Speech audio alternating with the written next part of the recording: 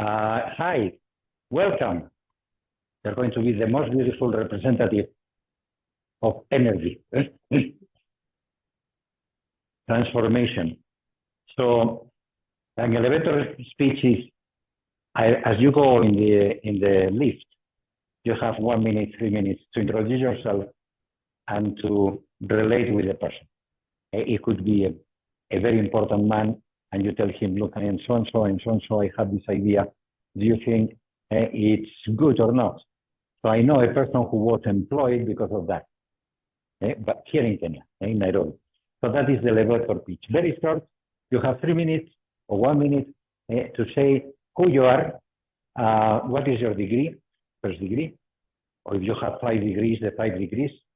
Where do you work now? What is your present occupation? And the hobby. So I start with myself. I was born in a family coming from the northwest of Spain, Celtic area, fine Irish type of people, and very green, very wet all the year round. And okay, but I lived there very little time. So where I lived most was in Madrid. Real Madrid sounds familiar. Then I went to study in Pamplona, north of Spain, center north. And then I went to the north, the Basque country, Bilbao. So Atletico de Bilbao is another team that does well, usually in the league. I studied the first year of medicine, and then I changed to philosophy. I went to other university, from Madrid to Navarre, to finish the last 3 years. Then I started teaching all types of things, and mainly philosophy. And then came to Kenya, continued teaching, and then I have a break being in management, mainly finances and construction, but dealing with people as well. And then finally I went back to teaching now at the university level. Those are the places I have been there. I have been 40 years in Nairobi and 30 years in my country of origin. So you can get my age now.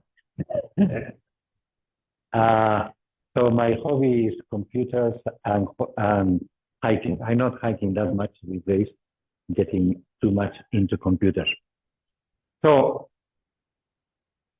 ladies first.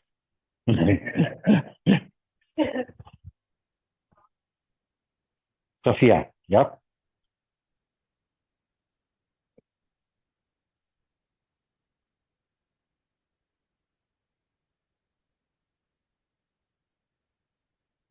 Electronics engineering. Mechatronics, oh.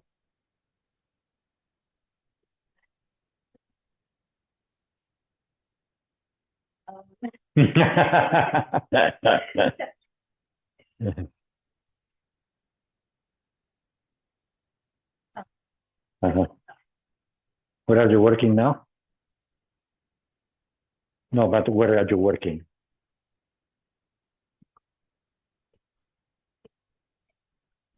Mm-hmm.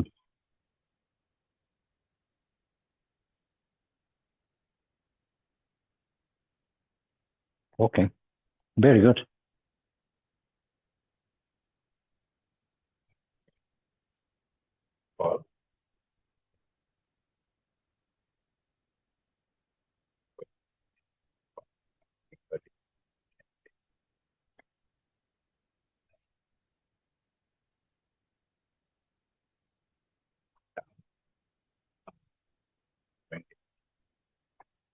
Every day.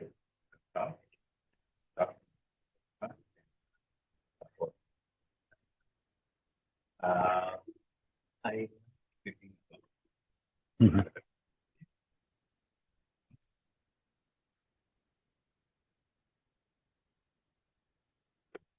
Mm-hmm.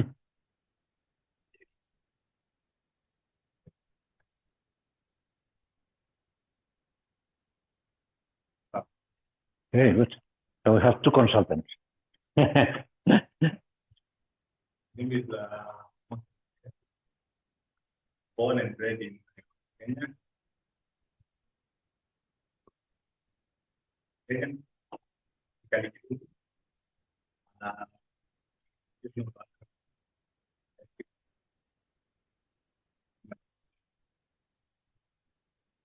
electricity. Been working in the energy sector the past 6 years of power. Yeah, I am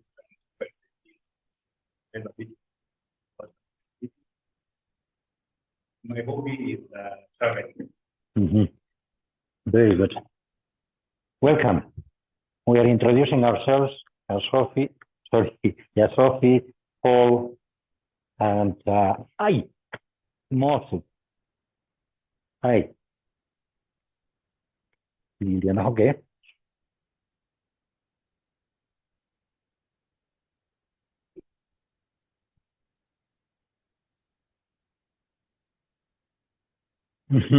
Your hobby, apart from eating and cooking. Karate. Oh, we have a defender. That's good. Very good. So here we are, and now we have to discuss, before going anywhere, we have to agree on the definition of the terms, because if not, we may be talking at cross purposes. And so energy is, but I wanted you to define the things. No, it is not here, it's not here. Where did I put it? Oh boy. Anyway, so how would you define energy?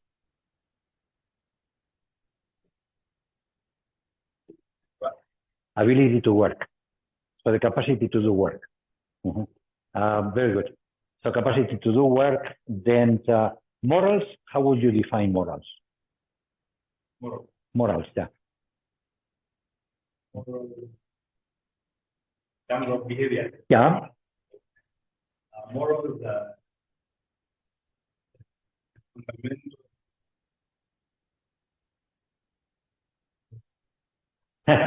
That's the tricky part of it, of this subject. The governing behavior that naturally impacted in the virtue of thinking. Very good. Okay. Ethics.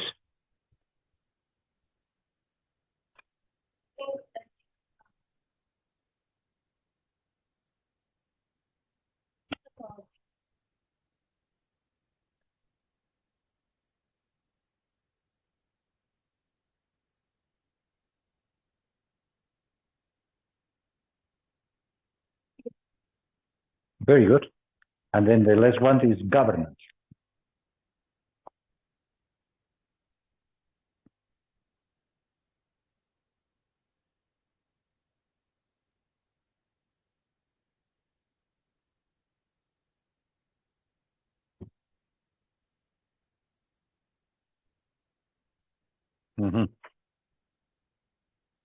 Okay, to put order in the things that they have done.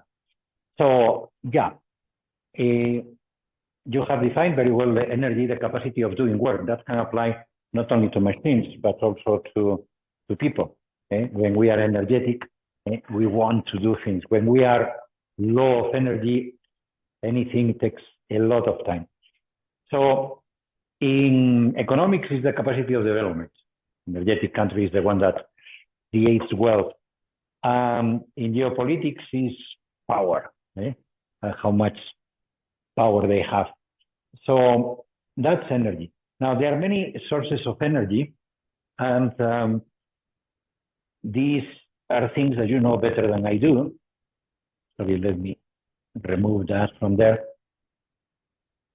And then you're coming to these masters to transform from the ones that are kind of expensive and limited to something that is more kind of less expensive and longer lasting, and it doesn't destroy the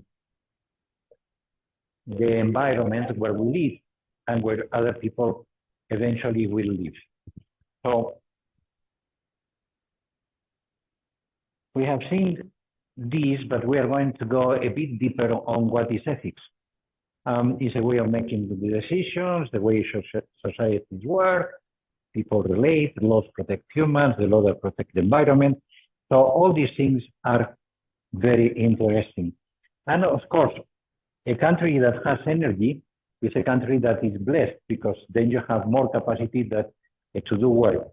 A country that doesn't have energy is in trouble because you cannot do things. So energy is an important factor.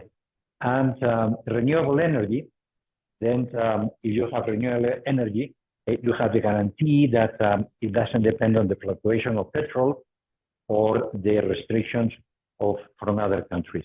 And that's why Obama, when he was president, he tried to push the renewable energy. Over the past 20 months, we've been fighting not just to create more jobs today, but to rebuild our economy on a stronger foundation. Our future as a nation depends on making sure that the jobs and industries of the 21st century take root here in America. And there is... Sorry, I didn't connect the mic, the speaker.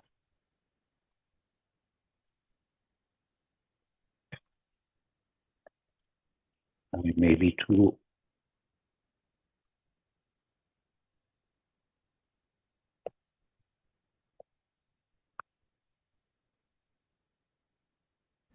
Over the past 20 months, we've been fighting not just to create more jobs today, but to rebuild our economy on a stronger foundation. Our future as a nation depends on making sure that the jobs and industries of the 21st century take root here in America. And there is perhaps no industry with more potential to create jobs now and growth in the coming years than clean energy. For decades, we've talked about the importance of ending our dependence on foreign oil and pursuing new kinds of energy like wind and solar power. But for just as long, progress had been prevented at every turn by the special interests and their allies in Washington. So, year after year, our dependence on foreign oil grew. Families have been held hostage to spikes in gas prices. Good manufacturing jobs have gone overseas. And we've seen companies produce new energy technologies and high-skilled jobs, not in America, but in countries like China, India, and Germany.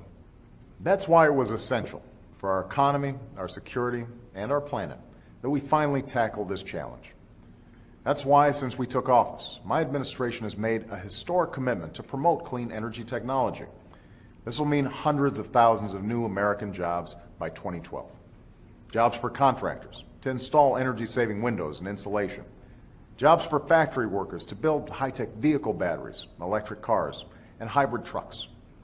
Jobs for engineers and construction crews to create wind farms and solar plants that are going to double the renewable energy we can generate in this country. These are the jobs building the future. For example, I want to share with you one new development made possible by the clean energy incentives that we've launched. This month, in the Mojave Desert, a company called Bright Source plans to break ground on a revolutionary new type of solar power plant. It's going to put about 1,000 people to work building a state-of-the-art facility. And when it's complete, it will turn sunlight into the energy that will power up to 140,000 homes, the largest such plant in the world. Not in China, not in India, but in California. With projects like this one and others across this country, we are staking our claim to continued leadership in the new global economy. And we're putting Americans to work, producing clean, homegrown American energy that will help lower our reliance on foreign oil and protect our planet for future generations. Now, there are some in Washington who want to shut them down. In fact, in the pledge they recently released, the Republican leadership is promising to scrap all the incentives for clean energy projects, including those currently underway, even with all the jobs and potential that they hold. This doesn't make sense for our economy. It doesn't make sense for Americans who are looking for jobs. And it doesn't make sense for our future. To go backwards and scrap these plans means handing the competitive edge to China and other nations. It means that we'll grow even more dependent on foreign oil. And at a time of economic hardship, it means foregoing jobs we desperately need. In fact, shutting down just this one project would cost about 1,000 jobs. That's what's at stake in this debate. We can go back to the failed energy policies that profited the oil companies but weakened our country. We can go back to the days when promising industries got set up overseas. or we can go after new jobs in growing industries. We can spur innovation and help make our economy more competitive. We know the choice that's right for America. We need to do what we've always done, put our ingenuity and can-do spirit to work to fight for a brighter future. Okay, do you agree with him? That's why you are here. So this is very encouraging. So we know what is energy, what is renewable energy, and the importance of renewable energy.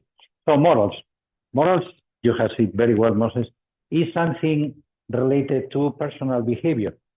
It's a one way of acting, deciding according to one knows as good behavior. It's something personal.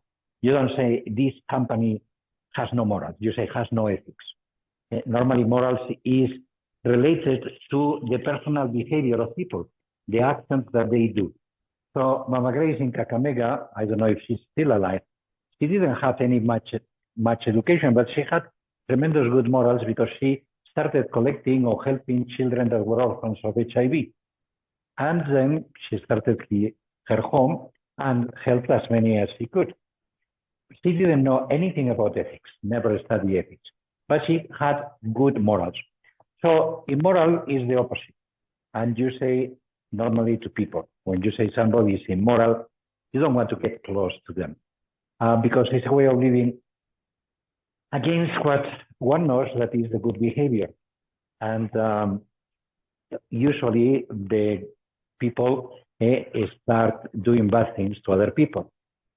So morality tends to refer to our personal behavior, our personal values. And the normal, what we understand is good for us. Now, what is ethics? What would be the difference between moral and ethics? So ethics can be understood, and normally is understood by most people, as what is considered good in a particular society. So different companies have different codes of ethics. Different institutions like Strathmore understand ethics in a different way that other people do apply it differently way. So when you ask people what is ethics, more people say, well, what is approved by society, what society considers good. But then there are different ethics according to different societies. So the Chinese have different ethics than the Americans and the Japanese as well. So one of the things that happened, for example, is Toyota many years ago, they built a plant in the United States of America, assembly plant. And then in the inauguration, just before the inauguration, the Toyota CEO came from Japan and told the people, his people there, the Americans that were working for him, says, okay, how much do we have to give to the politicians and the administrators that have helped us to have the plant here? The Americans got saying, no, you cannot do that. That's bribery. You go to jail. And he got shocked. So in Japan, we do it because we are helping the people who have helped us. It's not a bribe, it's a gift. So as you see in different societies, even in good people, well, there are different ways of doing things. So that is how most people understand ethics. But a better kind of understanding, which the one that why I use, is what is considered good for all human beings. So to find that is not easy. So the definition of ethics that I use is a science. It's not a science like engineering. It's an applied science or physics or chemistry or mathematics, because it's based on our internal freedom. But it's a science, right? That studies the free human behavior. So it doesn't study what we do when we are sleeping or when we are dragged because somebody has dragged us, that we are not free in that particular moment. Or when somebody overpowers us and takes us to a different place. So no, that is not moral. Morality is what I decide, my decision. the human behavior. And what is the key that tells me this behavior is good or this behavior is not good as a science? Well, anything that makes me a better human being is good. Anything that makes me a lesser human being is bad. So the key for the science of ethics is to find out what makes me a better person. And there are different levels that we will study more in detail. So how is a science defined? So science is certain verifiable knowledge of reality, and the important thing is by the causes. So why does a person get electrocuted when he touches 240 and not when 150 or 140? Why? So you know that it happens, but you don't know why. You have to study a bit of medicine, you have to study the electrical situation of our heart or nervous system, etc.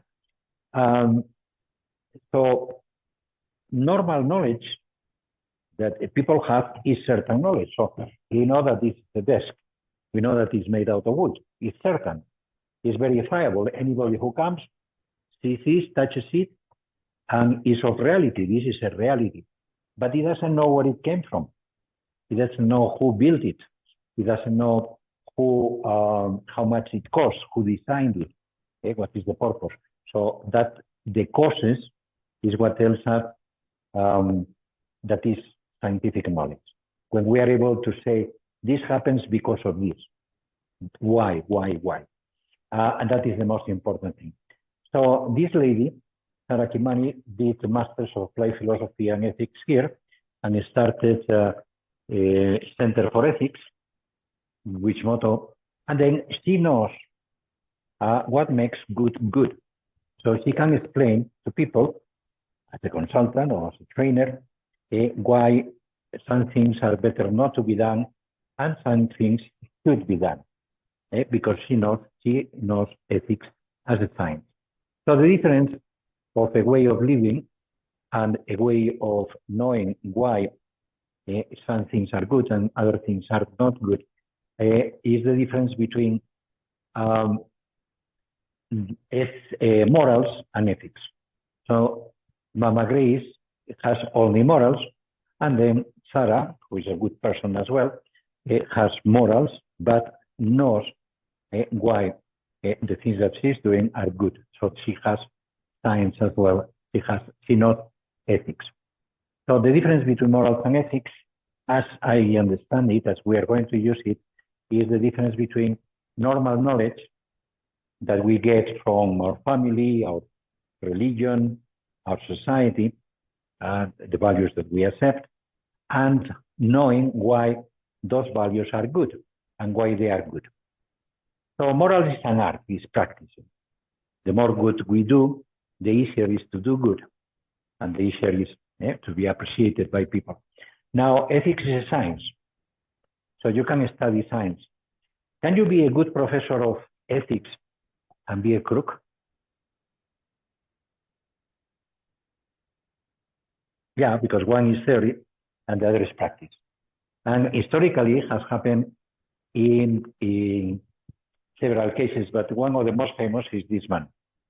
This man was a German living in the beginning of the 20th century, and he was a genius as a professor of ethics. He started a new way of looking at ethics, and he was German and very, and he wrote quite a number of books and articles. But unfortunately, he was a bit of a womanizer. So he married 3 ladies, divorced them. He was putting in danger the students. He was expelled from the university because of that, and that he was not allowed to teach in any university. So in ethics, as a science, he knew a lot, but in his practice, his moral, he was not that moral. He was a bit immoral. So if you choose colleagues, if you choose employees, if you choose bosses, what do you want? Ethical people or moral people? Moral. Why not both? Both is better. So you're going to be better. Because if you're moral, now you know ethics, so you have the two good things. But of course, you want it. Morals, because it's the behavior. That you know a lot about Shakespeare, and you don't know how to write a play or perform a play, is not that good. So if we teach ethics to politicians, will they become better? No, why not? They know how for us. So it's useless to teach ethics to the politicians. So in your company, would be useless as well to teach ethics?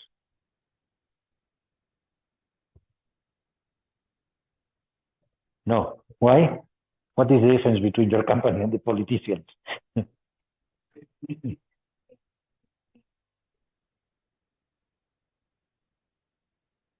Mm-hmm. You leave an impact. Things go better. Yeah. So somebody says no because, or yes, if they want to improve. If they don't want to improve, it's useless. Mm-hmm. So if they have other priorities, it's useless. So what are the advantages that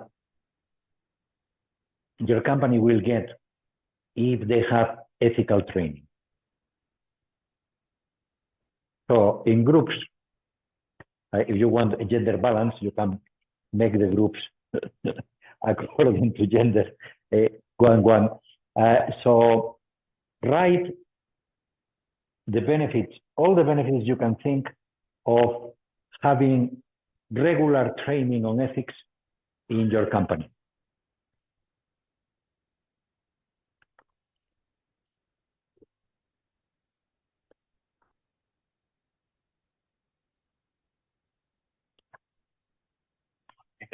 Like the example you just given. That people can. Yeah. So we say that one of the benefits is behavioral standardization. Taking the example you've given, where some communities giving gifts is okay, and others it's a bribe.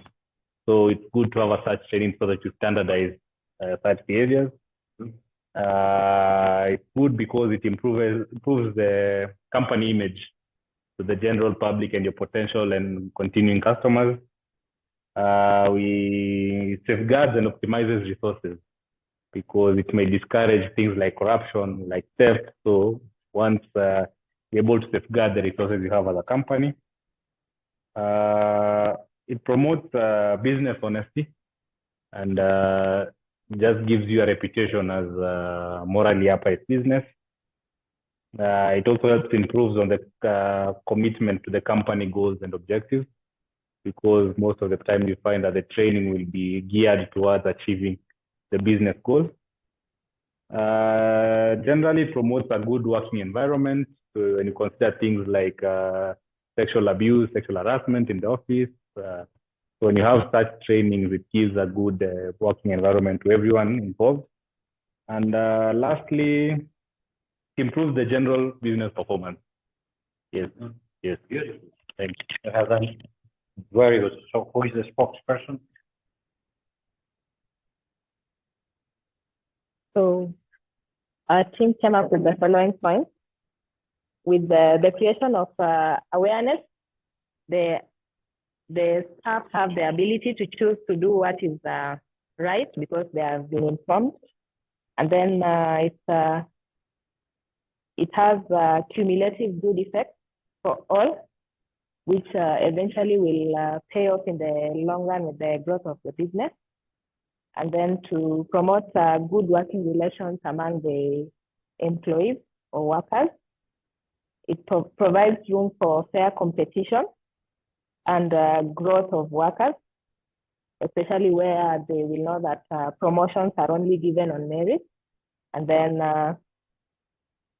there's a promotion of business growth due to ethical working environment.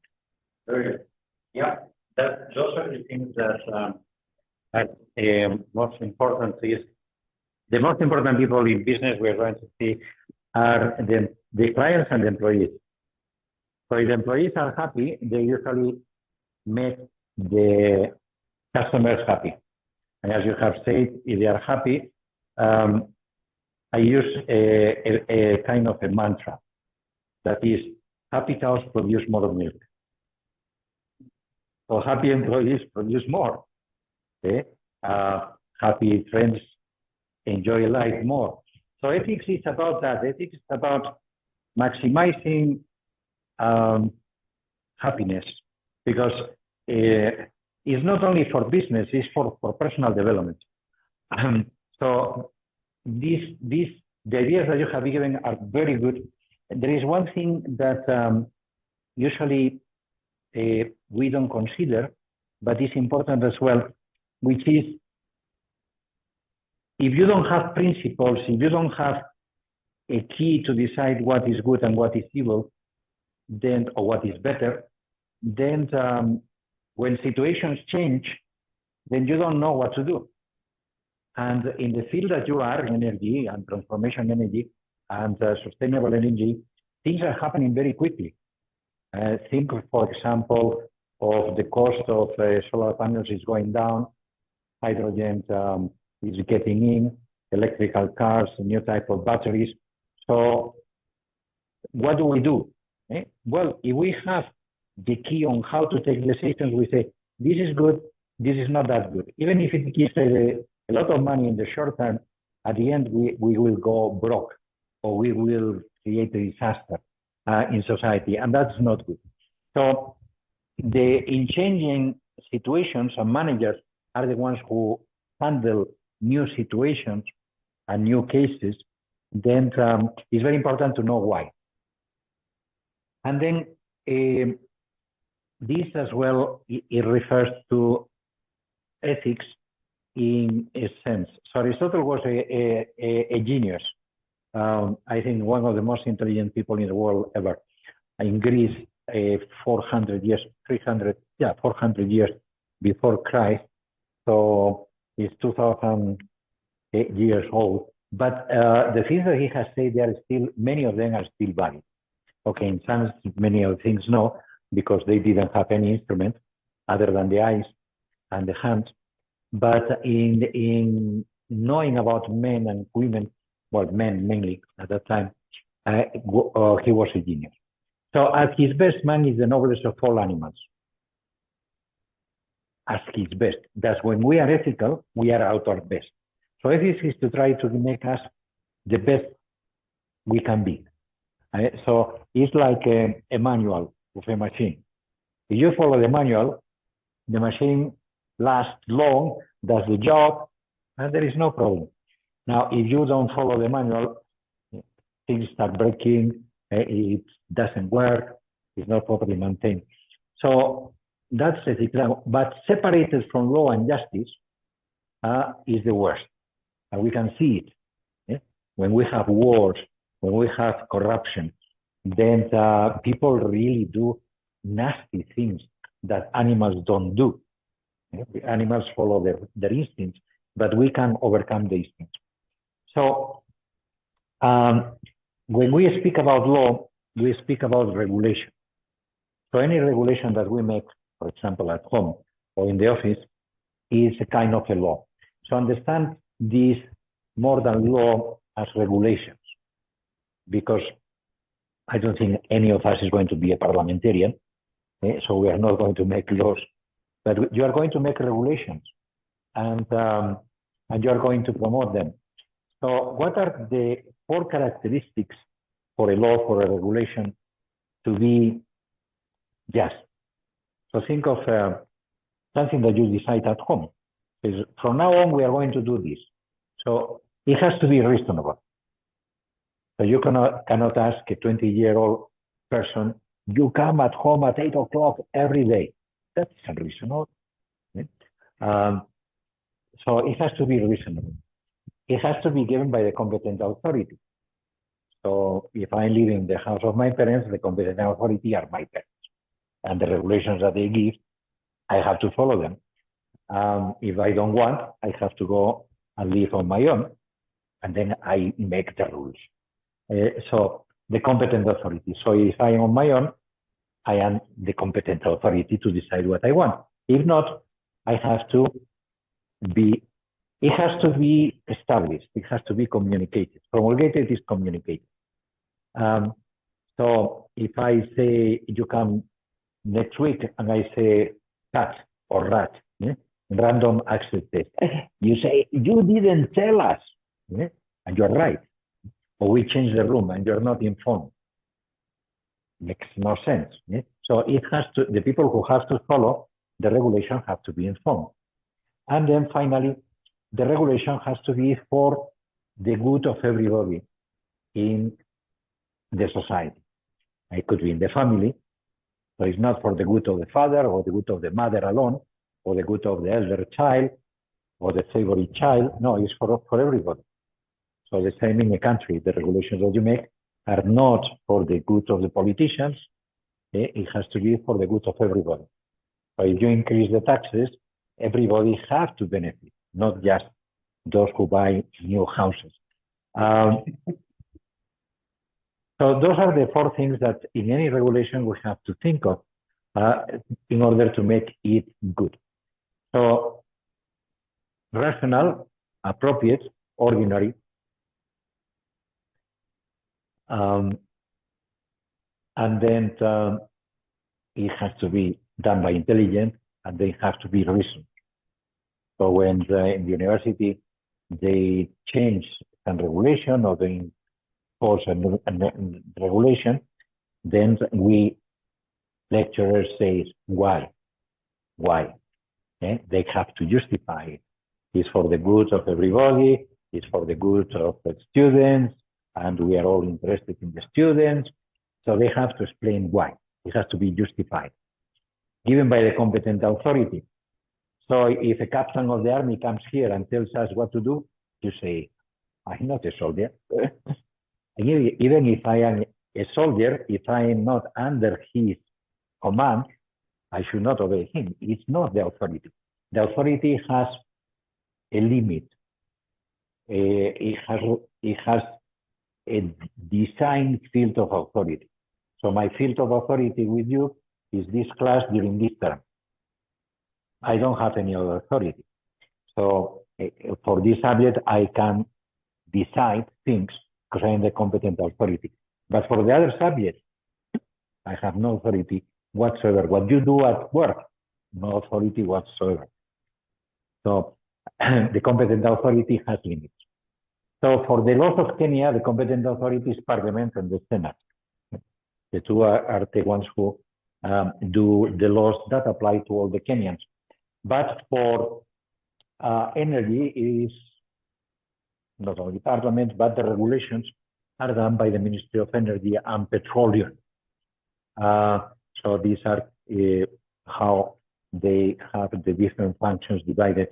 I don't know if it is up to date, but so they have two big things, the petroleum and electricity. And you don't see anything here,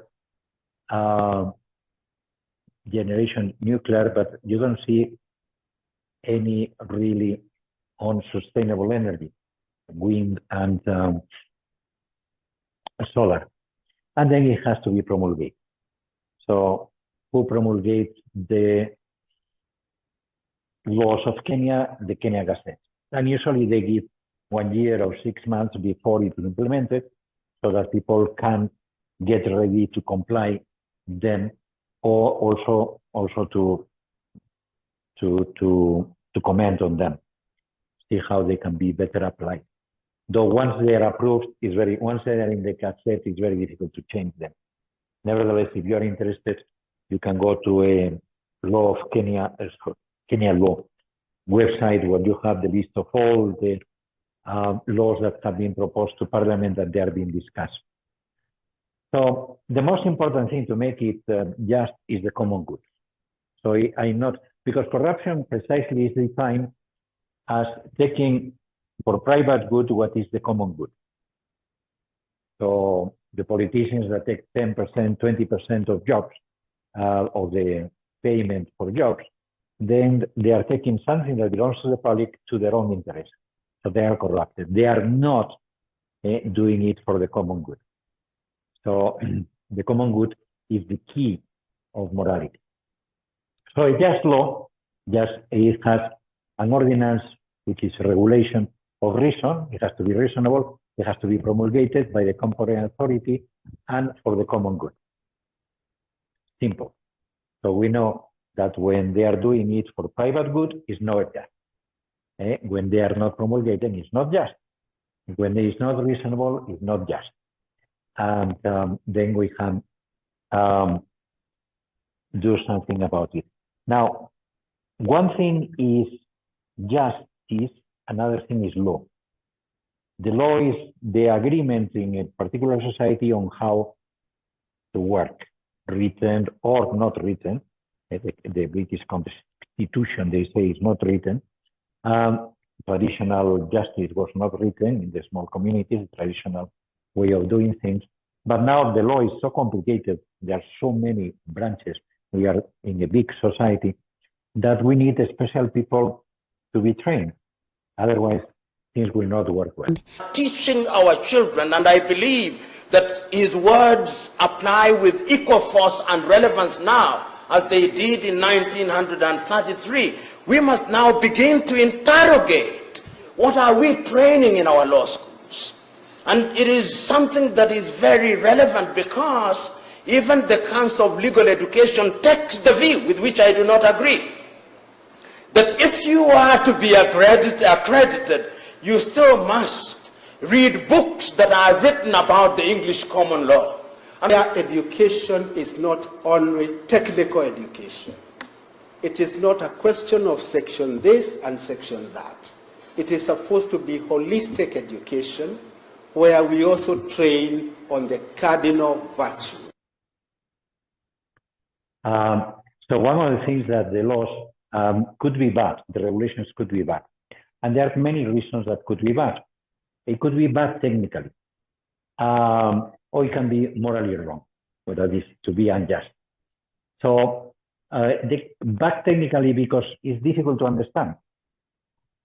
So if I find it very difficult to understand the law, it's very difficult to apply because I don't know, I need interpretations. And that creates confusion.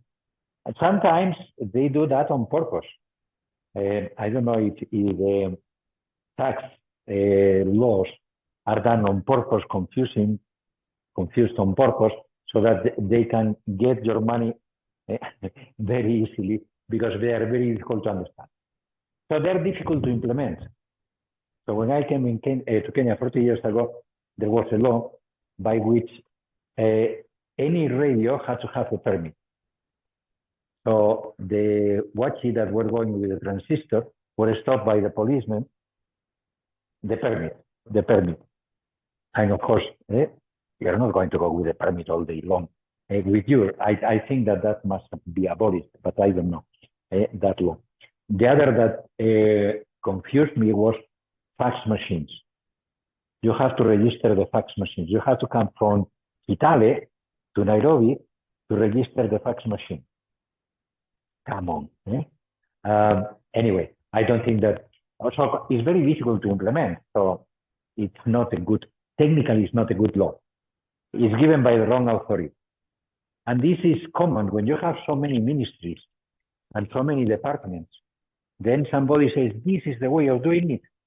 But in another department, another ministry, they say, no, they give another. So you that will have to implement the two of them, if I implement this, this fellow hack me. If I do this, the other fellow. So they are given by the wrong authority, or they are not properly informed to people, and they come to you and says, you should have done this. Where is it written? And then there are conflicts with other laws that we have already mentioned. So if you have regulations in your company, or you have to make regulations, they have to be, we are going to see the opposite. So moral is wrong when they promote evil, segregation, discrimination. So they promote evil. Forbids good. So for example, some years ago, the gardeners were cleaning, were sweeping the road in between the two campuses. And then the city council scholars came and took them to jail. They wanted to take them to jail. Why? Because that job belongs to us. It's not yours. Okay? Of course, they didn't do that, and they are not doing it. But it forbids you to do something good, which is bad. Or discourages good. So in the United Kingdom, they passed a law by which the homosexual people who got married or registered civilly, they could adopt children from orphanages. So some churches, and Catholic Church among them, says, we cannot agree with that. We cannot give children to people who are not, they are not going to educate, they don't have a father and a mother. They say, no, says, we will close. Yeah, we don't care. So they pass the law, and then many orphanages, they close. So they are discouraging to do good. So those are bad laws. So good laws, on the opposite, they are technically good and they are morally good. They are easy to understand, they are easy to implement, they are easy to enforce, they are given by the right authority, they are properly promulgated, and they are aligned with the other laws. So that is easy in a company because there are not too many. In a government, it's more difficult, and that's why you have to keep on the watch out and have people who are specialized, and then they try to find out. So morally good promotes good. It promotes people to be better, gives incentives to people to get married, to get children, for example. It forbids evil, forbids abuses, sexual discrimination, and then discourage evil, some types of evil. So getting drunk is an evil, especially driving drunk.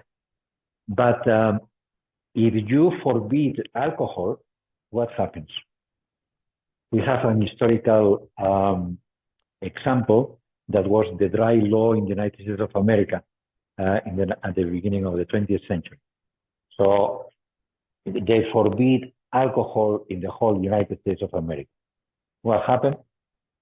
People continued drinking, but they were mafia types, and the mafia and the evil was enormous. So at the end, they have to repeal it because the good that they achieved was not that much, and the evil that they promoted was incredible.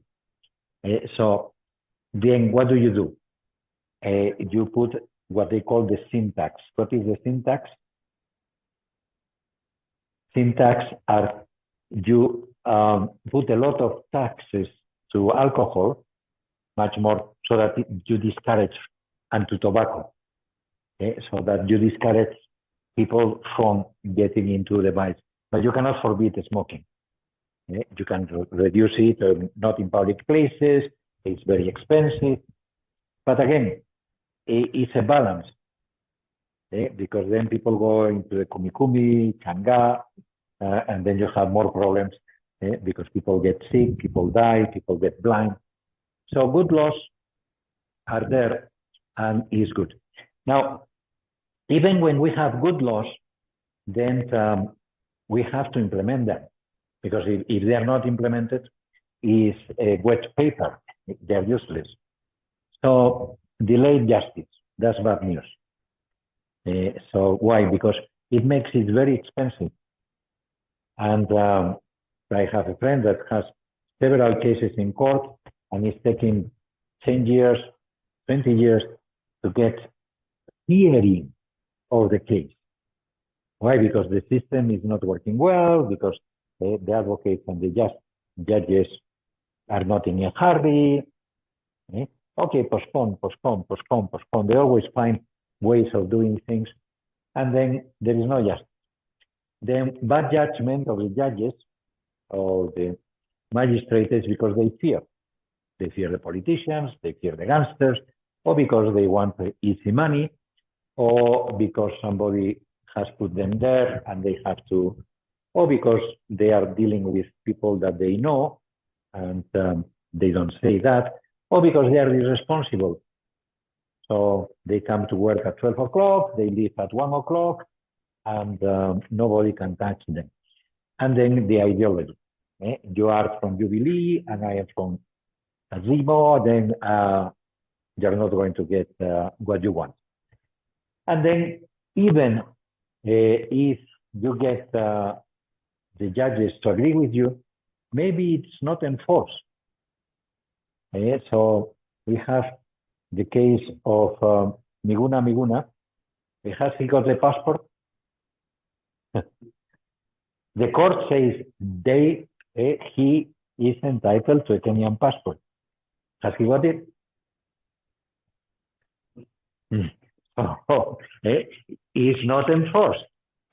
Even if the judges have taken a decision already and it is well known by everybody, but it's not enforced. So we are not in authority. So the law is applied to religious regulations are everywhere, but there are religious regulations, there are civil regulations, and there are military regulations, which are different because of the different responsibilities that people have, the fields that they have. And then the law is is a term that has different meanings, but they are related. So you have the physical laws. They're called laws, but they are not law really because there is no promulgation, it's just how things work regularly, and that way we call them laws. The human laws, we decide what to regulate in every particular society, in every particular company. So those are agreements. And then the moral laws are there because we are human beings. So we carry them with us. They are not decided, they are recognized or not recognized, and they are for free people. So cause and effect works in the universe. So there are the physical laws that you study and apply. And then regarding the laws, there is a distinction between laws that are in nature and then laws that are written, so to speak. So the eternal law is the law of the cosmos. God created it and it is not changed. So the gravity, if you go to the fifth floor, and then you jump, you can decide whatever you want, but gravity takes over. So, and then the natural moral law, again, I decide to do crazy things, but if it is not according to what a human being is, it will not work. And positives are written. So divine law is written in the religion, the Ten Commandments, for example, and human laws are the agreements that we make. And they should be aligned, because if they are not aligned, things don't work well. And finally, governance. So what is governance? Governance is it comes from this guy. That in Latin, he was called the governor. So the governor was the one that knew where to go and how to go, and will steer the ship to the destination. So corporate governance, or you can say social governance as well, or personal governance, has three very important elements. One is a system. It's something that is repeated, is worked, and then it has a direction. Where do we want to go? What is our objective? And then we have to make sure that anything that we do leads to that moment. So if there is a hurricane, if there is a rock, then we have to go and bypass it in order to reach our destination. So the destination usually are the monthly objectives, the company mission and vision and values, and then the governors, those who are in authority, should help to reach there by the system that they have established in the company. So you have to know where you want to go. That is the most important thing. And then the different ways you can reach that place. So this is management, you know it very well. But then governance is precisely to the capacity, the system to reach precisely to first to decide where we want to go, and secondly, to make sure that all the members of the company are working in that direction. And okay, things can go wrong. In any human group, there are potential dictators. You probably know some in your family and at work. There are potential dictators in every human group. The reason they do not become actual dictators is because the context does not allow them to spring to power. What are the potential dictators like? They have a great need for power. They are motivated to grab power. They are Machiavellian to the extreme. They are ruthless and are willing to kill and lie and cheat in order to get power. They are narcissistic psychologically in the sense that they have this intense self-love. Even when they don't control, they have these illusions that they do control people and things. We would be hugely mistaken if we think dictatorship is a thing of the past. It is wrong to assume that history has one direction. So we can get dictators in Kenya. And we can get dictators in the office. We can get dictators everywhere. Very good. So there is one thing that I would be interested in knowing. What are the particular problems that you would like to discuss related to this subject, related to energy and sustainable energy? So again, in groups, so think what are the topics that are you are not happy with, and that is the easy way. The independence of the regulators. Mm-hmm. Independence of the regulators, very good. The power purchase. Mm-hmm. The power purchase agreements. IPPs. IPPs, okay, yes. Independent power. Independent power. I got it. Producers. Yeah. Yeah, and the taxation in renewable energy sector. Taxes in the sector. Yeah. A specific tax. Cyprian can add. Yeah, the VAT. Yeah. VAT refunds, all these type of things. Very good. Thank you very much. Moses and Paul.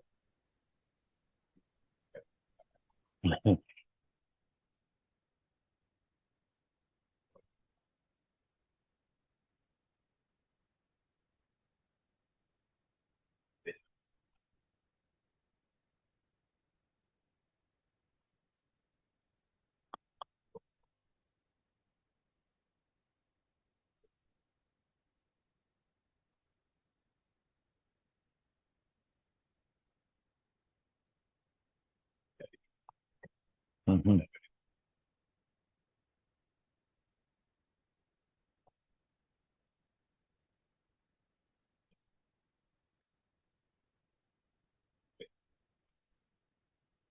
Mm-hmm.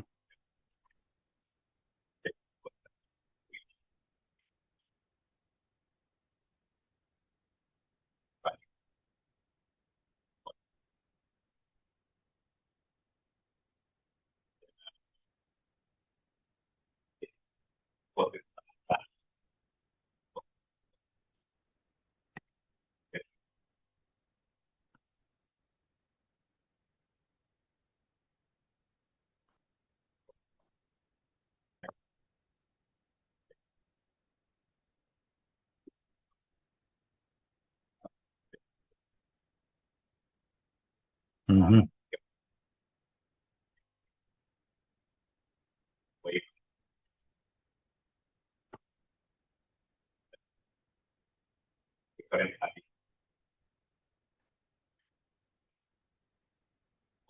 Mm-hmm.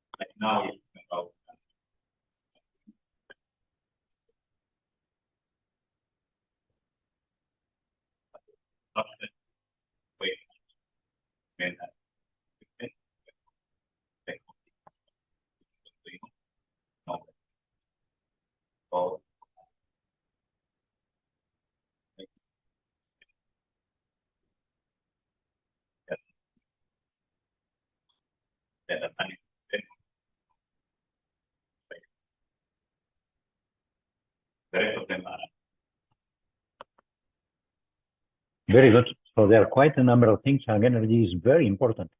Now, I didn't realize that there were some slides that were hidden as well, and they are important to know how we are going to work. Our governance, the governance of this topic, of this unit.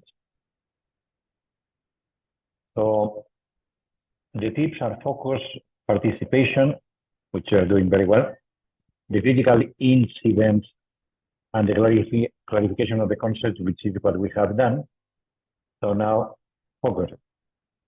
So we are in a situation in the world in which have never been before. We are continuously bombarded by the phone, mobile phones. That is the main one. And then when we are in the computer, by the social media. So we are very distracted, very, very distracted. And not only distracted, but it's very difficult to know what is true now. So we have the deep fakes. So we can get a clip, a video clip, and make Uhuru say incredible things, or Ruto, or Obama. And people see it and they believe it. Then the photographs, we cannot trust them any longer after Photoshop. The videos, we cannot trust them. They can be manipulated very well. The press, we have known it for always. So whom do we trust? And then the other thing is that they are calling us the attention, buy, do this, do that, vote for so-and-so, so that we are continuously distracted. That is, we don't focus. And we try to multitask, do many things at the same time. And that is bad news. So when you are traveling and watching the phone, getting a call, changing the music, that's not good. Now, this lady is a very, very smart cookie. She was Russian, but the family moved to the United States when she was young. And then she decided to study psychology of learning. And then she got very interested in how people take decisions. So she started studying poker, how people play poker. So she started playing poker, and then she started winning a lot of money in poker. And she won international competitions in poker. So she's clever. And then one of the books she published, I think it must be the first one, was how to think like Sherlock Holmes. So because she was an avid reader of Sherlock Holmes novels, because of his father, and then became very interested in how Sherlock Holmes were thinking and solving the problems. So this is one of the things that she said. If you are constantly stimulated, then you never actually have to focus on anything for long periods of time. And multitasking, as I've said before, is actually a myth. We can't actually multitask. What our brain is doing is it's very quickly switching between tasks. And so it's not actually doing multiple things at once, but we're forcing it to switch and to go between tasks. So every time we switch from one tab to another, every time that a different input comes in, our brain has to switch gears, and that's actually incredibly draining on our resources, and it's also a detriment to our concentration ability. And so one way to manage this is to actually not do that, to take a step back and to have periods of time, pockets of time where you manage social media, and then other pockets of time when you actually don't do that and when you turn it off. If you're like me, you have to actually use a software program to block the internet, which I have to do when I write. Otherwise, I get terribly distracted. It's hard for me to practice what I preach. But if you have the self-control not to, then by all means, you don't need to block the internet. But I think it's important to to have those periods of time just with yourself when you're not distracted so that you don't forget what that feels like. And that will actually make you better able to deal with the information deluge when you're dealing with it, because it will make your brain a little bit sharper, a little bit better. Ladies think that they are multitaskers. And it's true, they are multitaskers. But there are things that are not thinking. When you are thinking and you get distracted, it takes about 20 minutes to go to the same type of concentration you have. Those are studies that they have done. Look at this man. He spent 3 seconds changing the channel of music in his mobile.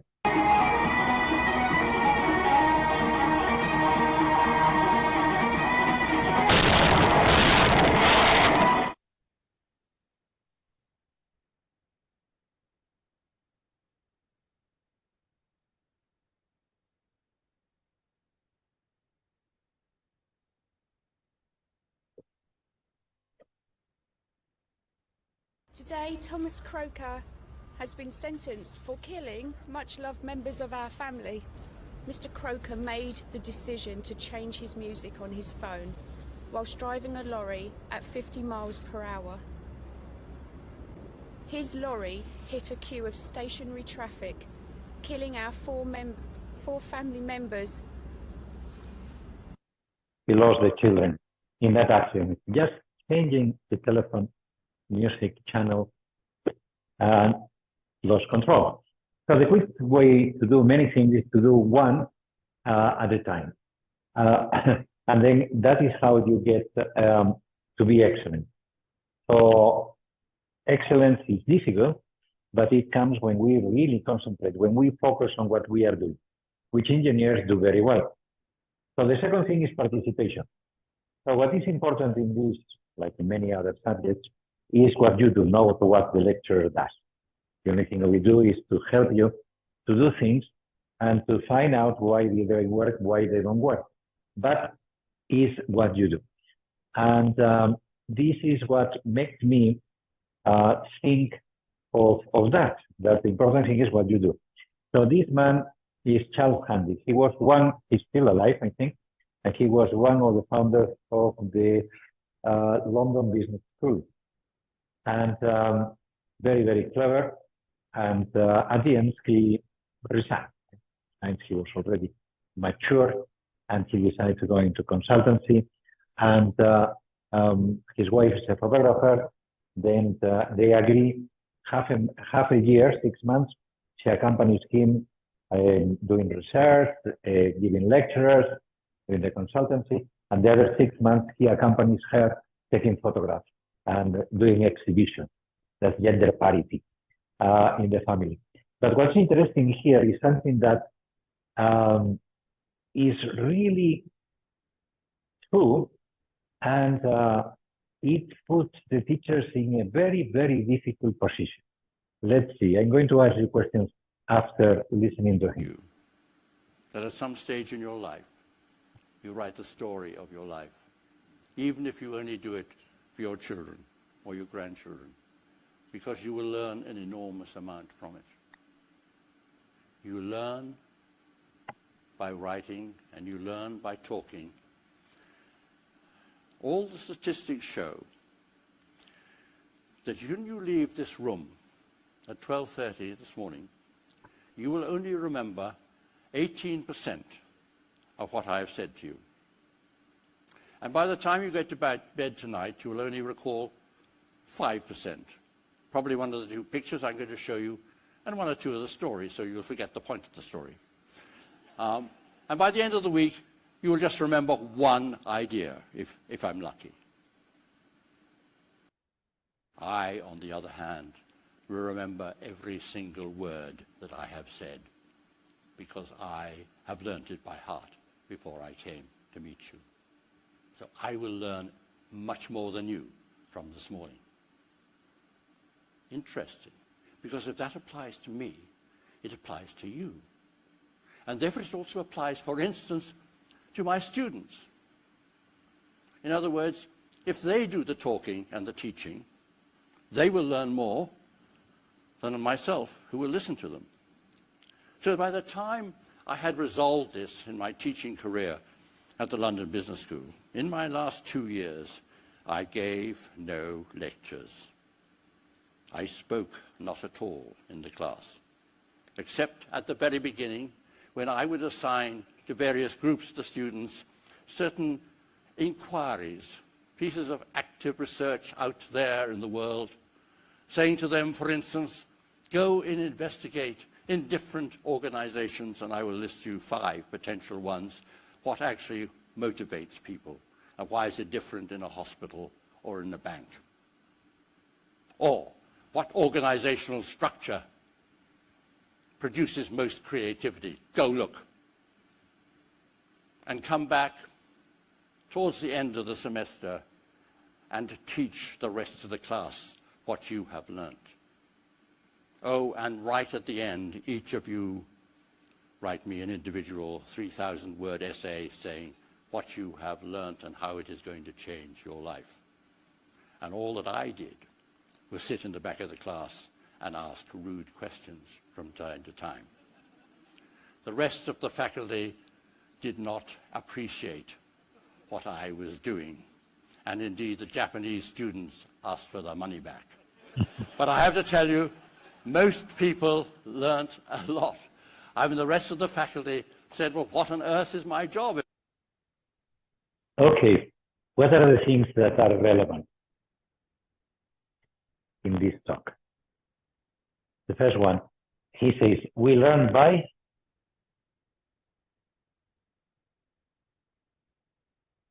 writing and talking. So if we don't write, we don't learn. If we don't talk, we don't learn. That's why the group work is very good, because we talk. And then one has to think. And when you write, you have to think.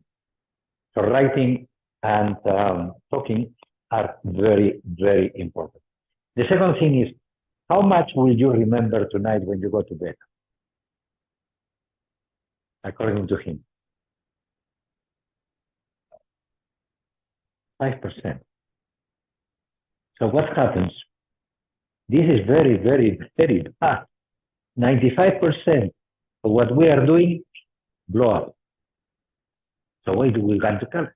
Just only for the 5%. Are there ways in which we can remember much more? Talking and writing.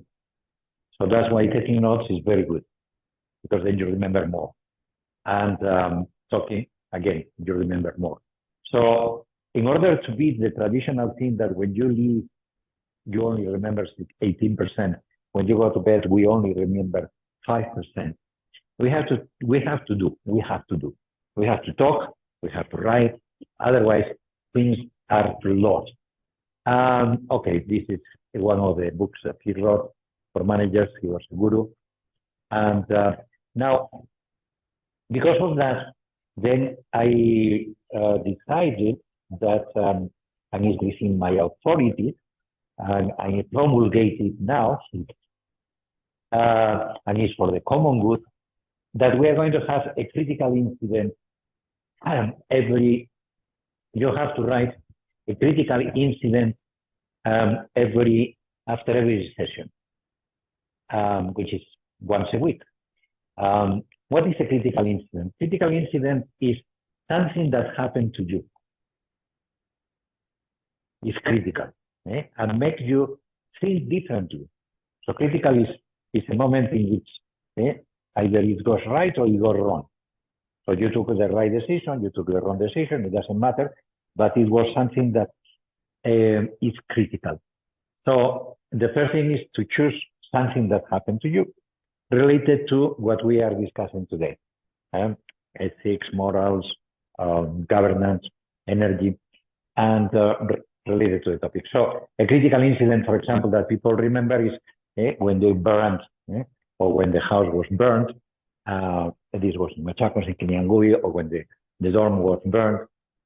You don't forget those things because they are very, very important. So the first thing is something that is your real life experience that can shock you a bit, or you learn a lesson that you didn't learn before. So that is the first thing. So it has four steps.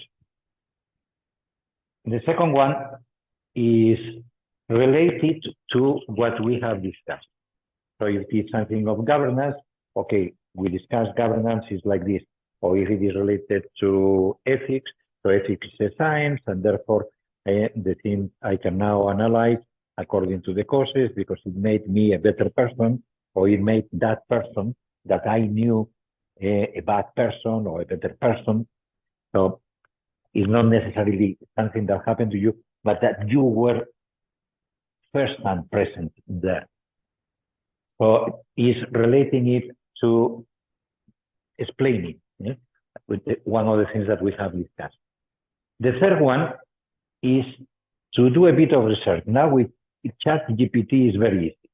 I hope you are using ChatGPT because it's a fantastic tool. So is there anything that I can learn from this topic? Some research that I can do on this particular topic. So, okay, I discovered that if I do this in a different way or somebody else has, so you put the reference of what you have learned.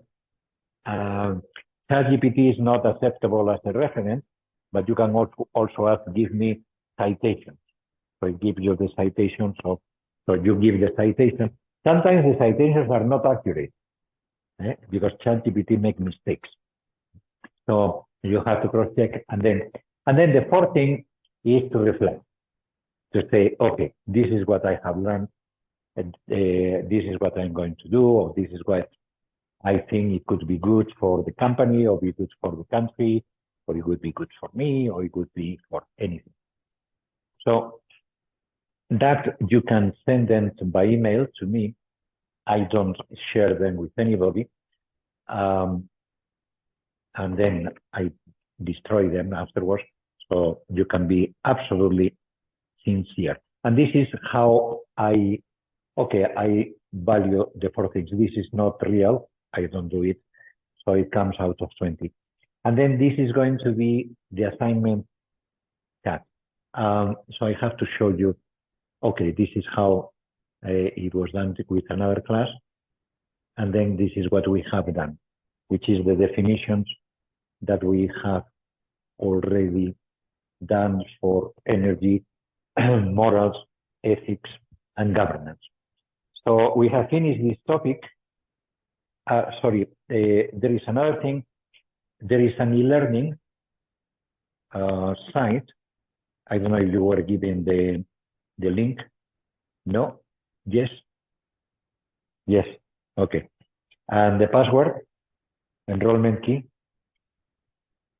Sure. I changed it this afternoon. Eh? Yeah, the enrollment key is energy 23, all in lowercase. Energy 23 in lowercase. So there you will find all the materials that we use in class, plus the reading, plus maybe the video, if it comes out well, of the class. That's one of the good things of Zoom, but I have to edit it, otherwise it's too big. Very good. So the deadline for the critical incident is before the next class, so before the next week.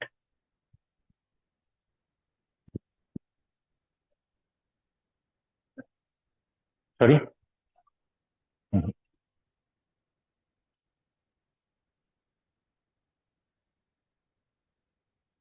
So imagine that the example I put, the fire in the school. So you say, okay, did it happen only on my school or in other school? So you do a search and say, well, and the causes were, they were 20 schools and the causes were normally food. Okay? So that is the result. Very good. So this we have already done. So we go to the second topic, which is basic, because it's the key for ethics. the 6 types of goods. So one type of good are external goods. Well, ethics is about to do good. Yeah? That is the first principle of ethics, that everybody all around the world agrees. Everybody wants something that is good. Nobody wants something that is bad. The problem is that some people put good in pleasure, some people put good in money, some people put good in power, like the dictators that we have seen. So the problem is to define what is really good. And then, but everybody wants to do good. The second principle of ethics to avoid evil. Avoid evil, avoid doing evil, and avoid, or if possible, preventing evil. Not only that we don't do evil, but that the regulations that we put help people to do good. So make it easier to do good than to do evil. If we are creating policies, regulations, etc. But what is good? That is the most difficult question. So try to agree among yourselves the definition of good that applies any type of good.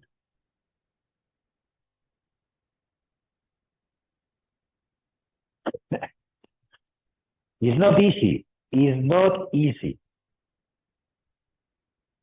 So let's see. 5 minutes. Think. Now, this topic is very, very different from all the other topics that you have been doing in engineering and you are doing in the masters. Why? Because it's very abstract and one has to think, and that is painful. So get used to thinking. Yeah.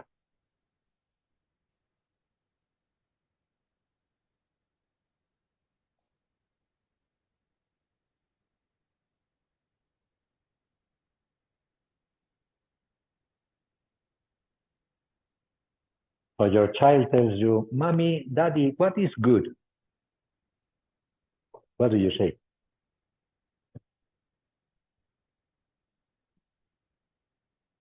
It's easy to say this food is good, but good in general.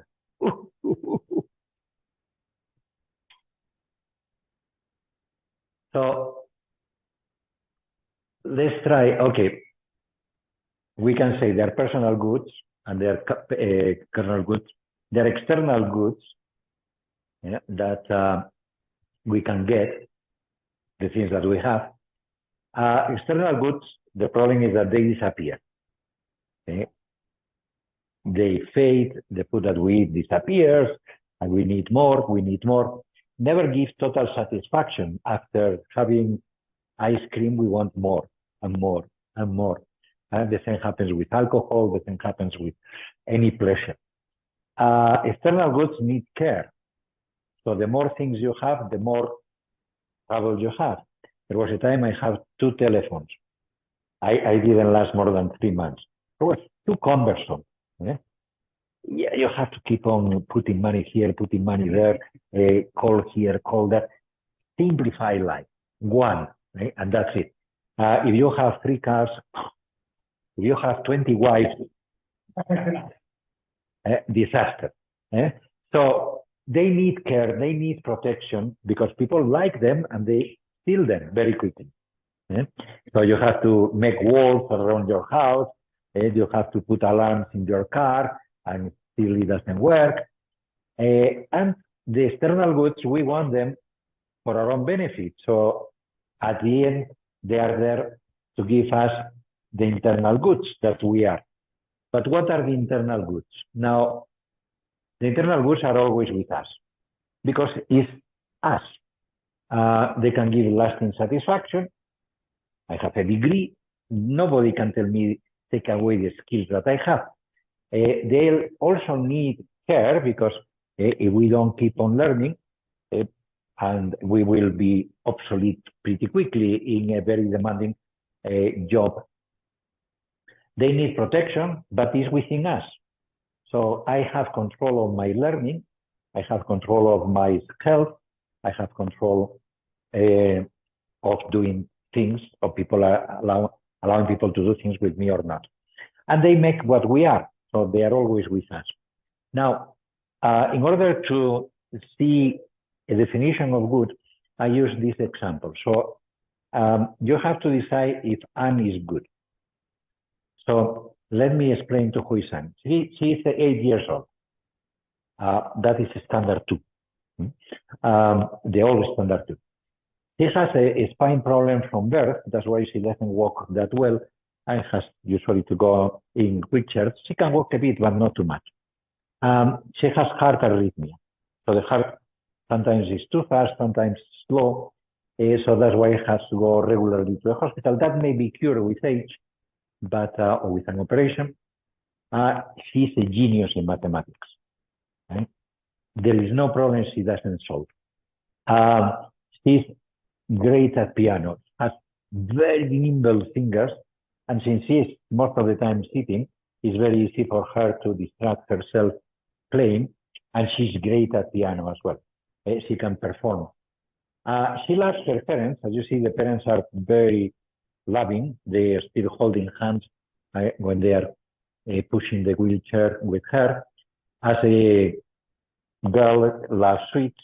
Young people like sweets. And that nimble fingers that she has in playing the piano make her very good pickpocketer. So you go to greet her nicely, and then when you arrive home, something is missing, usually money, or from the kiondo. So she's generous with the money. She buys sweets, distributes them with the siblings, her friends, and she lies like a politician. You don't know where the money comes from. You don't know where the sweets that come from. You don't know what she's thinking. Now, the question is she good? Now, imagine her parents die in a car crash, and the family asks, can you take her as your child? Can you adopt her? Now decide, yes, no, why? The people at home, let me give you a group and another 7 minutes, and then you agree or disagree to adopt her or not adopt her. Yuck, what are the groups? Breakout rooms. So there you go, 7 minutes.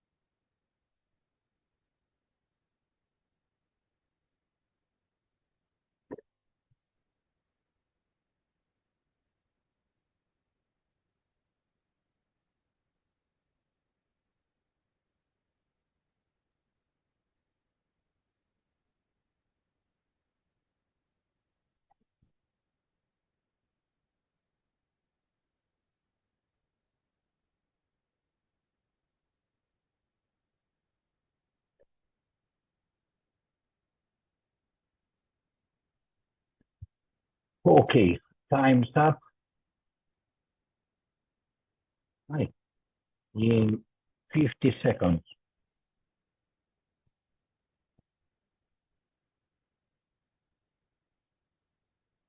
So let's see what is going to happen to Anne. Is going to have a nice house or not?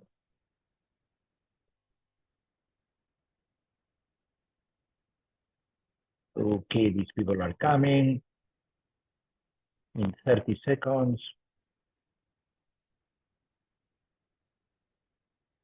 And we can listen to them first.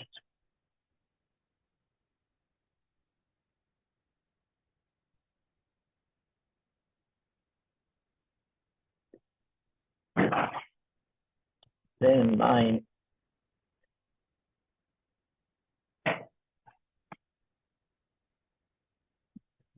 One, 0.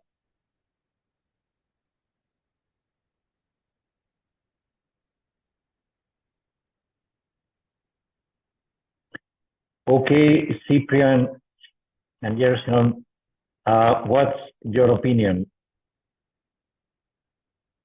Is she good? You take her? Yes, no, why? So we have like two answers. It's because Politician. Nasibi is saying yes, she lies like a politician, so she's not good. But on the other hand, you can see that she loves her parents.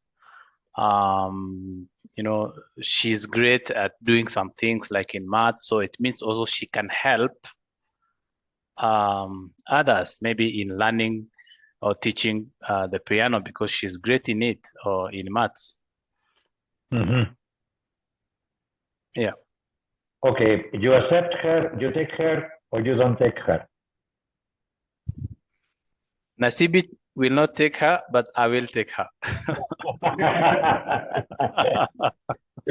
Very good. So let's see what the floor says here. So Paul and Moses.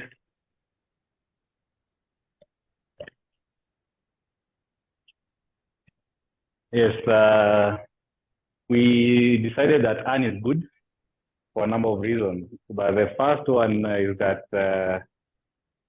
Anne is young. She's 8 years old. Therefore, she's trainable, she's parentable.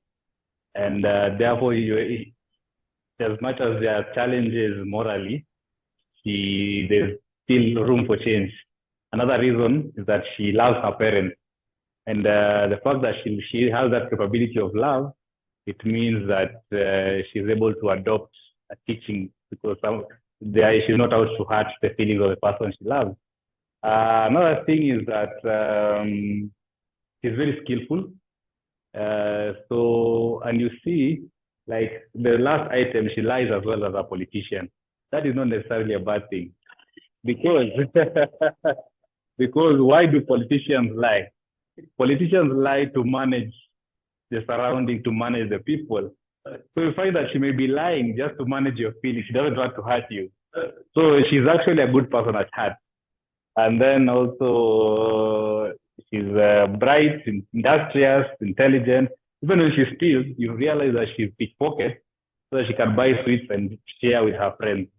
So that one, you can see that the underlying factor is that it comes from the intent of doing something good. It's just the method that is a bit wanting. So she's generally good. We would both take her. Yes. Let's see what the ladies say because Or ladies.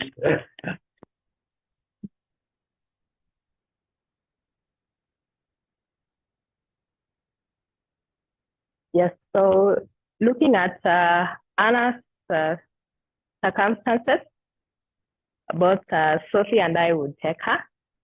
She's a child, so she's only 8 years old. We're seeing that as a child, she's still trainable. We're also seeing that she has had a difficult childhood because she was born with spinal problems and she also has heart problems. So definitely she will need a lot of care even as she grows up. That's why she will need a loving home. and taking her in would be a great idea. We also see that she's multi-skilled. She's good in maths, piano. She's a skillful pickpocket. So definitely she is trainable, because we can be able to harness these skills that she has displayed to help her develop and do good. For instance, become a person in society who can be able to be dependent on herself as she grows up. Then we've also been told that she loves her parents and she's generous. So she has displayed skills that have shown that she's not somebody who has a difficult heart. She's lovable and a loving person at heart. And then she lies as well as a politician. So that shows that this skill can be used to develop her to become somebody who is like a manager of some sort, or to be able to become a public speaker. So she's good. we would take her. Thank you. Very good. So fantastic. So she's happy because everybody except for one person will accept her. But there are things that are good and things that are bad. So this is why I use to define good. You see, the best definition I hooked out, so to speak, of good is that good is relative. It's relative to a standard. So, for example, we say, is an avocado tree good? Yeah, it produces avocado. But it's not a tree that you will put in a park, because it doesn't give that much shade. So it's good for fruit, but it's not good for shade. It's not good for the desert. It's not, well, for an arid area, it needs special soil. So good is what conforms to a standard. Now we have to find the standards. So if we apply the standards to one, then we will see that there are 5 different types of internal standards. One is the being. Being is something that you are always with it. So just because she is good, if she's dead, that's it. There is nothing you can do. You cannot say she's good or she's not good. She's not there. So that she exists is already good. So that is the goodness, and the standard is to be alive. No matter what, she's alive. That's great. Now, the second thing is she complete in the nature? No. Why? Because she cannot do what normal people do, walking around, running around, because she has a spine problem. That completeness could be because of birth. She has been born with a defect, or you can have a car crash and then you have a spine problem, or you lose the arms. We have here students, I think she has graduated already. She lost the 2 arms in a bus crash. That famous bus that went, I think it was Valley Road, and then quite a number of girls died and others lost the limbs. We have 3 of them without limbs. So they are incomplete because they don't have everything that we have, fortunately, as a common. And that you carry it for life. There is no way. You can have prostheses, but still you don't have what you have. Now, in the activities, then we have health. So what is the standard of health? It's medical, biological, according to our age, according to our gender. The doctors tell us you are fit, or you have diabetes. That is a chronic disease. So, well, it's not good that I have diabetes, but if I am healthy normally, that's great.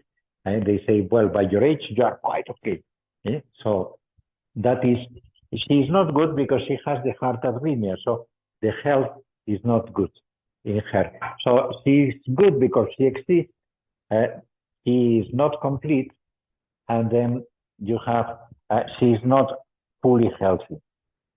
And then finally, these things we don't decide. So if we get COVID, well, we don't want to get COVID. We don't want to get diabetes. It happens to us. But the only things we have control is to take free decisions. And free decisions have two components. One is the moral component, and the other is the technical component. So technically, she's very good. She plays the piano, she is good in mathematics. So what is the standard? Well, the standard is a technical standard. So if she's better than the other girls in mathematics, she's good in mathematics. If she's better in piano than other girls, she's good in piano. If she's below a standard, she's not good. We say it's not good.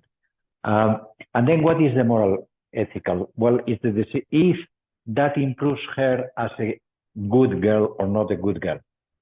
Now, in the moral, there is one other thing that is very important, that you are not good or you are not evil. You do good things or you do evil things. So the morality is assessed on the actions, the decisions that you take. So sorry, we got disconnected, but now we are back.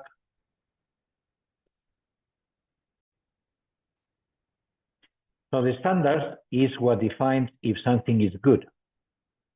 And the standards change. The technical standards change. The biological standards change as well by the knowledge of the people. So for example, I remember having a teacher when I was in secondary school that he was recommended by the doctors to smoke. At that time, the doctors didn't know that smoking increased the risk of cancer, cardiac arrest, many problems. They didn't know because the research was not given out by the telephone companies, and they were paying other people to confuse. So the medical change says, no, now, please do not smoke because it's harmful for not only your health, but the health of the people who are around you. The same with alcohol, different degrees, etc. So the standard is what decides what is good.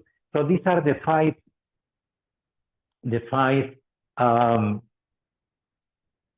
types of goods. So which one is the most important?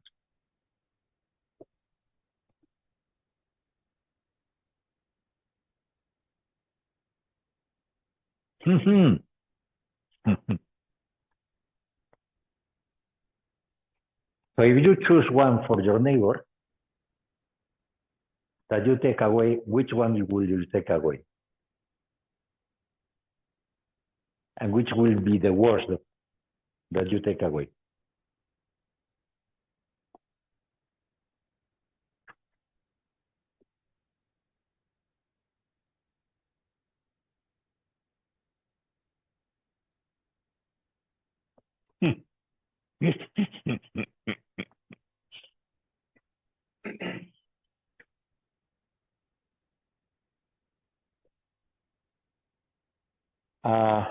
That is the worst.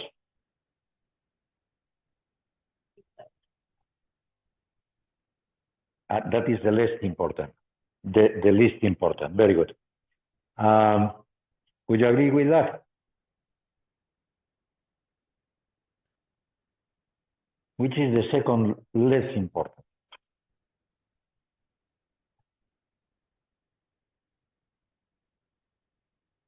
People at home can shout out to participate. Moral. So I can be a crook, and there is no problem.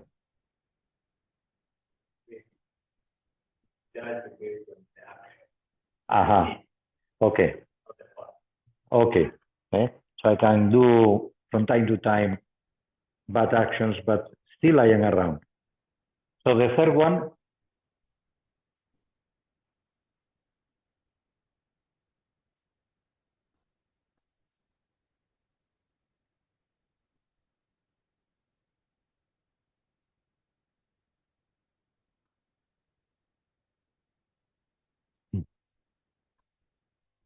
Eh?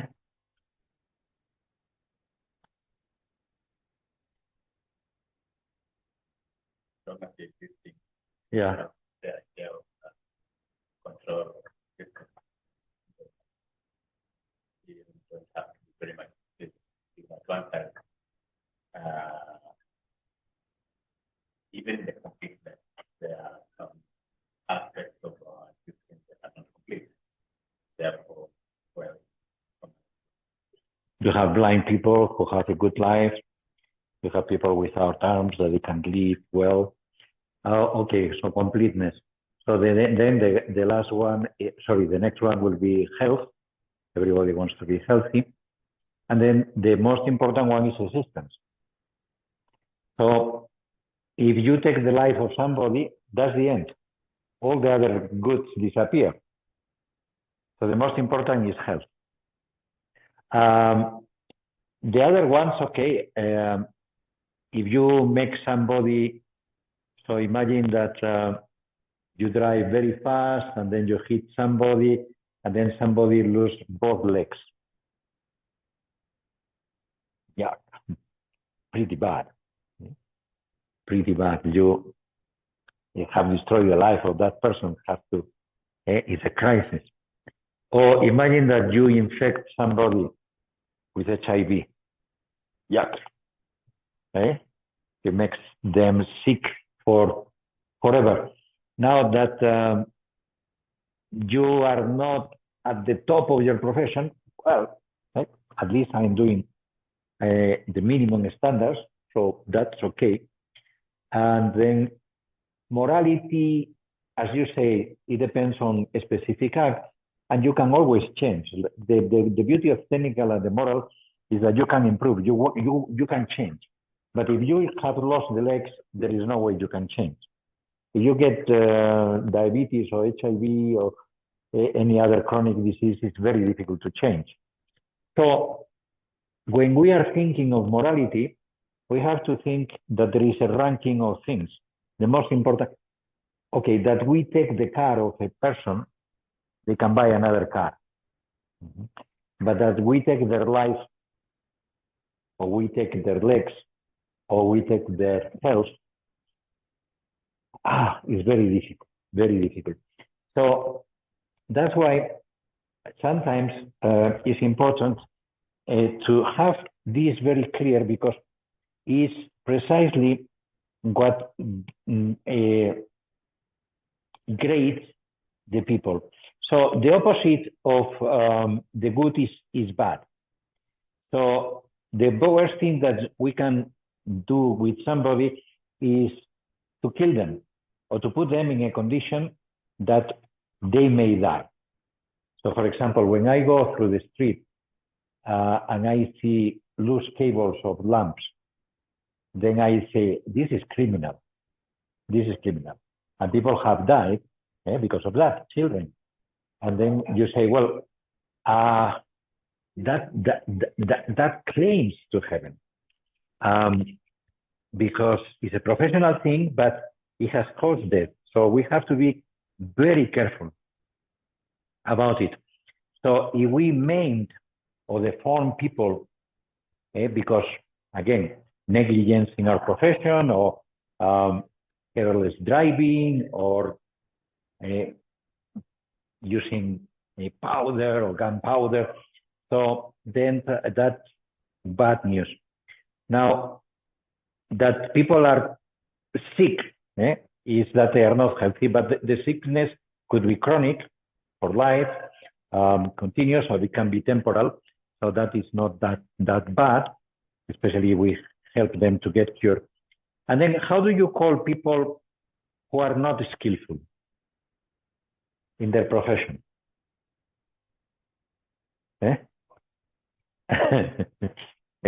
They're unprofessional. They're unprofessional, they're shoddy, we don't like them because they are unprofessional. They are not up to the standards. And then the moral is the only ones that we call immoral or unethical. So evil is only in the morality. We don't say that person is evil because he's not a good professional. We say that he's unprofessional, that he's shoddy, that he doesn't know his job, but we don't say that it's evil. So evil is only for the morality, because you can be an excellent technically professional, but you are a hacker. And then you are stealing from M-Pesa, from other people, from banks. So you are professionally, technically very good, but you are doing evil. So you can be a very sharp shooter, and then you are shooting people to earn money rather than to defend the country. So the two things have to be together. So one has to be a good person and at the same time a good professional. So we are going to leave it here because it's time. Yes.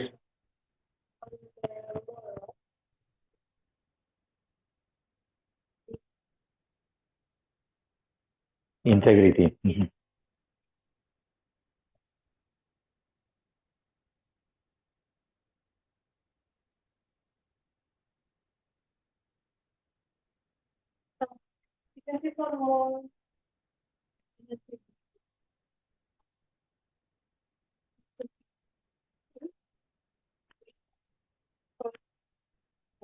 Yes.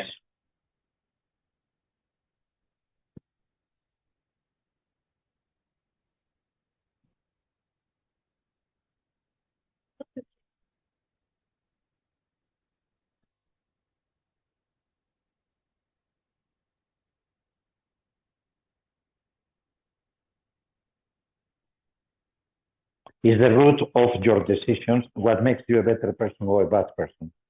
But it depends on acts. And then there are different degrees. So to be a thief is not as bad as being an assassin. Because you are taking external goods, but if you're an assassin, you are killing people, which is the worst that you can do. Mm-hmm. Does it make sense? Okay, very good. Yes.